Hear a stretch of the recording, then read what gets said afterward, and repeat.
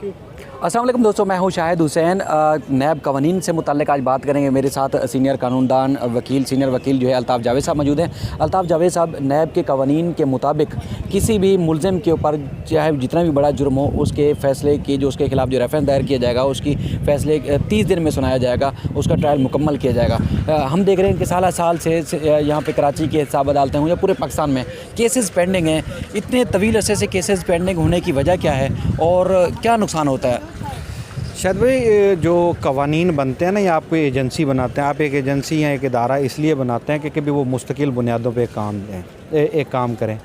मेरे ख़्याल में जो नैब का इदारा कायम किया गया था वो इसलिए नहीं कायम किया गया था कि भी आप लोगों को पकड़ लें और पकड़ने के बाद उनकी इंक्वायरी शुरू कर दें, उन पर तफ्तीश शुरू कर दें, 2-2 ढाई साल उनको जेल रखें और मीनवाइल जो है वो बंदे सिर्फ बेचारे ये बैठ के इंतज़ार कर रहे हो कि कब हमारे ऊपर जो है वो किसी किस्म का केस बनता है। उसकी वजह कानून का जो असल में मतमा नज़र था वो ये था कि भी आप एक इंक्वायरी करेंगे, जो आइडियल मेरे ख़्याल में जो मुझे नैब के कवानीन से समझ आई है कि आप एक इंक्वायरी करेंगे, इन्वेस्टिगेशन करेंगे, अपने सबूत इकट्ठे करेंगे।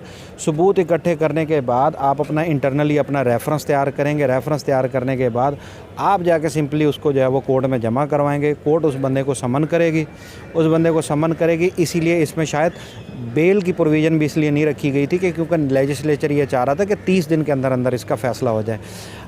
अब ये थी रिक्वायरमेंट कि आपने सारी तैयारी, सारा होमवर्क करके आना है। होमवर्क करके आने के बाद आपने सिर्फ अपनी आके कॉपी चेक करवानी, यानी कि अपना केस आपने दिखाना है। और उसमें ज़्यादा गवाह नहीं होंगे, क्योंकि उसमें फिर सिर्फ और सिर्फ लॉजिकली आपका एक ही गवाह हो सकता है, इन्वेस्टिगेशन ऑफिसर, जो बताएगा कि जी मैंने फ़लाँ बंदे को एग्ज़ामिन किया, फ़लाँ को एग्ज़ामिन किया और मैंने ये चीज़ें जो हैं, ये इसका अकाउंट एग्ज़ामिन किया, ये इसके वो असासे हैं, ये इसकी बीवी के असासे हैं, भाई के बेटे के, सब की जो हैं वो सारी चीज़ें वो लेके आएगा।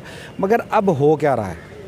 हो ये रहा है कि बंदा पहले पकड़ा जा रहा है, उसके बाद इंक्वायरी बाद में वो मंजूर हो रही है, उसके बाद इन्वेस्टिगेशन बाद में अप्रूव हो रही है, फिर वो नैब का अपना इंटरनल जो है वो एक डोमेस्टिक स्ट्रक्चर है, वो उसमें से सारे में से गुजर रहा है। रिजल्टेंटली आपको पता ये लग रहा है कि ढाई साल के बाद बंदा ये कह रहा है कि जी 2.5 साल हो गए मैं जेल में हूँ और मेरे ख़िलाफ़ अभी तक कोई रेफरेंस दायर नहीं हुआ।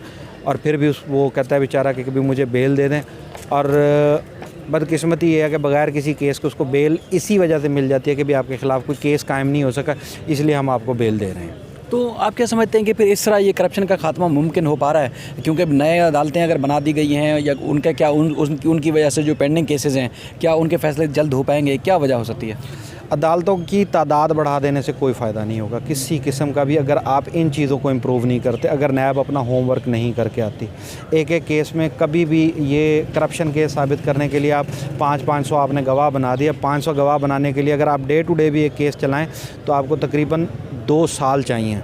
यानी कि 2 साल कोर्ट कोई और काम ना करे, वो सिर्फ एक उस केस को सुने। 40 मुल्ज़मान बना दिए जाते हैं, 500 गवाहान बना दिए जाते हैं। वो आपको पता लगता है कि भी इनको एक केस को कंप्लीट करने के लिए आपको कम से कम 20,000 दिन चाहिए, जो कि पता नहीं कितने साल बन जाते हैं। तो जब तक आप ये इस चीज़ को इम्प्रूव नहीं करेंगे, नैब की होम वर्किंग को इम्प्रूव नहीं करेंगे, उस वक्त तक तादाद बढ़ा देने से कोई फ़ायदा नहीं होगा। अगर यही होगा कि आईओ साहब आएंगे कि जी मैंने ये बंदा अरेस्ट कर लिया है, इसको इंक्वायर करने के लिए मुझे जो इसका 90 दिन का रिमांड दे दें, तो जिस दिन आपने उसको रिमांड दे दिया, फ़र्ज़ करें 30 दिन का भी दे दिया, तो जो नैब के कानून की रूह है कि 30 दिन के अंदर अंदर आपने इस केस का फ़ैसला करना, वो रूह तो ख़त्म होगी। महज अदालतें बढ़ा देने से कोई फ़ायदा नहीं। अच्छा, जितने अरसे से हम ये फॉलो कर रहे हैं, ये आखिरी सवाल है आपसे, उसमें अक्सर देखते हैं कि आप जैसे वकील दोस्त ही तात्तुल का शिकार करते हैं। छोटी एप्लीकेशनें, छोटे ये डॉक्यूमेंट नहीं मिला, ये वजह हो सकती है, वो हो जा सकती है। इतने सारे एप्लीकेशनें और इतनी सारे उनको जो एक समझ लें कि रेमेडी जैसे आप कहते हैं वो दी जाती है, जिसकी वजह से हम देख रहे हैं कि नैब का तो काम बाद में शुरू होता है, इससे पहले वकील और फिर मुल्ज़मान की वजह से ताख़िरी हरबे इस्तेमाल किए जाते हैं। नहीं शायद साहब, आपकी बात को मैं किसी हद तक कहूँगा कि ये दुरुस्त है। अगेन बात वही आ जाती है कि अगर नैब अपने होमवर्क के साथ आई हो, नैब आई हो कि भी जी सर हमने आज ये रेफरेंस दायर कर दिया, ये हमारे 10 विटनेस हैं, ठीक है जी, ये हमारे 10 विटनेस हैं, ये इसके ख़िलाफ़ सबूत हैं, आप इसको क्यों बेल दे रहे हैं? 1 महीने के अंदर अंदर हम इसका जो है वो ट्रायल ख़त्म कर देंगे, और वो करके दिखाए।